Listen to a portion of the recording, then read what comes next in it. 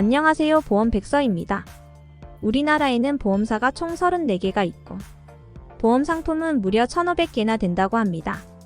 그런데 거기서 또 보험 상품을 들여다보면 진단비만 보더라도 암, 산정 특례, 후유장애 등 무수히 많습니다. 보험을 잘 모르시는 소비자분들 입장에서는 어떤 상품을 가입하고 어떤 특약을 선택해야 할지 고민이 정말 많으실 거예요. 가까운 사례로 똑같은 보험에 월 10만 원을 내는데 실비만 누구는 5만 원이고 누구는 1만 원입니다. 이런 식으로 전부 다 제각각인 경우가 상당히 많습니다. 그래서 이번 영상에서는 보험 전문가인 제가 여러분이 돈만 낭비하는 쓸모없는 보험을 준비하시는 걸 막아드리기 위해서 보험 가입을 할 때 절대 가입하면 안 되는 불필요한 특약 5가지를 말씀드릴 건데요. 영상 꼭 끝까지 보셔서 많은 도움 얻어가시기 바랍니다. 첫 번째는 질병 입원 일당입니다. 옛날에는 다 입원해서 치료를 받았는데요. 요즘은 암에 걸리면 통원을 하면서 치료하는 게 기본이고 중증 질환에 걸려도 입원 일수가 거의 일주일밖에 안 됩니다. 입원을 병원에서 안 시켜주려고 하는 게 핵심인데요. 또 가장 중요한 것은 입원은 실비보험에서 보장을 해준다는 겁니다. 50세의 남성 기준 질병 입원 일당이 하루 2만 원만 넣어도 한 달에 내는 보험료가 2만 원이 넘는데요. 입원도 이렇게 잘 안 시켜주고 길어봤자 7일인데 언제 할지도 모르는 입원. 고작 2만 원 받자고 한 달에 2만 원씩이나 내면서 가입을 할 이유는 없는 거죠. 두 번째로는 암 수술비인데요. 우선 요즘은 암에 걸린다고 해서 무조건 수술을 받지 않습니다. 수술을 한다고 해도 수술할 경우는 7%밖에 되지 않아요. 방사선 치료, 항암 치료를 정말 많이 하는데 요즘 꿈의 암치료기라고 불리는 중입자 치료기가 올해 4월 연세의료원에 들어왔습니다. 앞으로도 이 중입자 치료기가 계속 쓰일 텐데 앞으로 암 수술을 할 확률은 계속 적어지죠. 사실 암 수술비 같은 경우는 반복 지급이 되는 게 정말 장점인데요. 가장 중요한 거는 수술을 2번 이상 하는 암이 거의 없다는 겁니다. 대부분 한 번 수술하고 항암 치료를 하는 게 기본이죠. 그리고 요즘은 수술을 째지 않고도 많이 하는데요. 안 째면 수술로 안 쳐주는 곳도 정말 많습니다. 그래도 암 수술비를 보장을 받고 싶다. 암 수술비는 기본적으로 실비에서 보장이 되고요. 수술비 보험인 종 수술비에서 중복으로 보장이 됩니다. 게다가 암 수술비 특약은 1천만 원까지만 이렇게 설정이 가능한데요. 일반 암 진단비랑 보험료를 비교해보면 7,000원 차이로 암 수술비가 훨씬 비싼 모습인데요.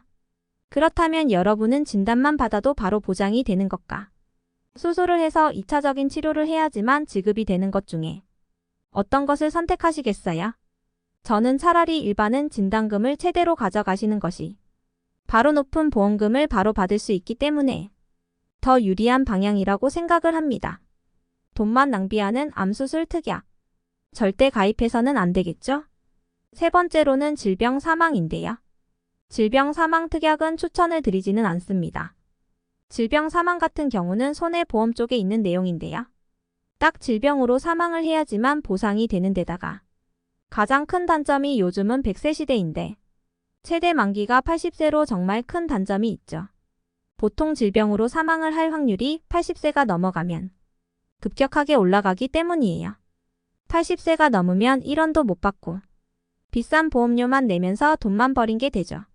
50세 남성 기준 질병 사망 5천만 원만 설정을 해도 5만 5천 원이나 하니까 엄청나게 비싼 거죠. 따라서 내가 정말 사망보험금을 준비를 할 계획이 있다면 다치거나 아픈 것뿐만 아니라 자살까지 보장해주는 사망 전문 보험을 준비하는 게 더 유리합니다. 사망하게 될 경우 무조건 지급받을 수 있는 종신보험도 있지만 월 10만 원, 20만 원대로 엄청 비싸. 유지하기 쉽지 않다는 단점이 있는데요. 이럴 경우 정해진 기간까지만 보장을 받는 정기보험도 괜찮습니다. 보통 사망보험이 필요한 분들은 가족이 생길 때인데요. 이제 막 아기가 태어난 신혼부부의 경우 정기보험을 권해드립니다. 자녀가 혼자 독립을 해서 살 수 있을 때가 보통 20대부터죠. 그래서 20세 만기로 설정이 가능한데요. 20대가 되면 충분히 부모님 도움 없이도 살 수가 있기 때문에 성인이 되기 전까지만 사망보험금을 준비하셔도 충분합니다. 따라서 가격 대비 효율성이 너무 떨어지는 질병 사망 특약 정말 불필요합니다. 네 번째로는 질병 후유장애 80% 이상 담보인데요. 쉽게 말해서 내가 아파서 병원 진료를 받고 나서 내 몸 어디인가에 후유증이 남게 되고 그 후유증인 치료를 받았음에도 불구하고 영원히 호전될 가능성이 없는 상태가 되면 그때 이제 진단금을 받을 수 있는 담보입니다.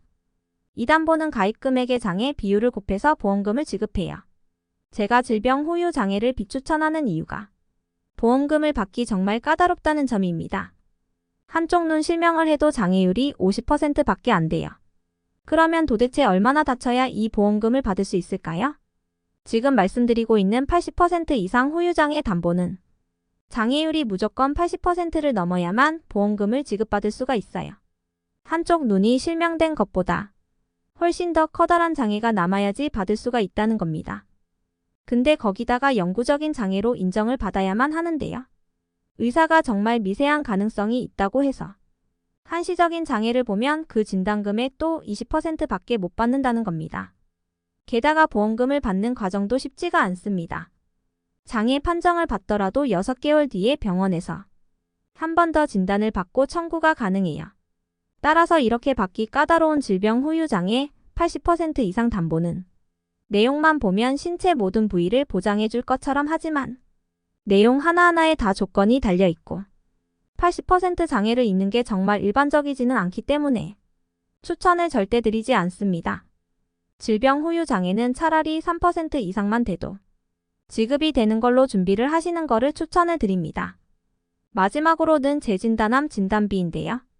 암이 재발해야만 보험금을 받을 수 있습니다. 일반 암 진단비 보험 금액은 훨씬 낮은데 비용도 훨씬 비싸요. 물론 재발할 때마다 주기 때문에 장점이라고는 볼 수 있는데요. 중요한 거는 누구나 다 암이 재발하지 않는다는 겁니다. 또한 최초 1회가 아니라 2회 때부터 지급을 하잖아요. 저는 보험은 최대한 확실하고 가성비가 좋아야 한다고 보기 때문에 차라리 원발암으로 진단만 되면 주는 일반암 진단비를 최대한 많이 가져가는 게 현명하다고 저는 말씀을 드립니다. 오늘 영상 어떠셨나요? 도움이 많이 되셨나요? 영상 끝까지 봐주셔서 감사드리고요. 도움이 되셨다면 구독과 좋아요 부탁드리고 다음에도 더 유익한 내용 들고 찾아뵙겠습니다. 감사합니다.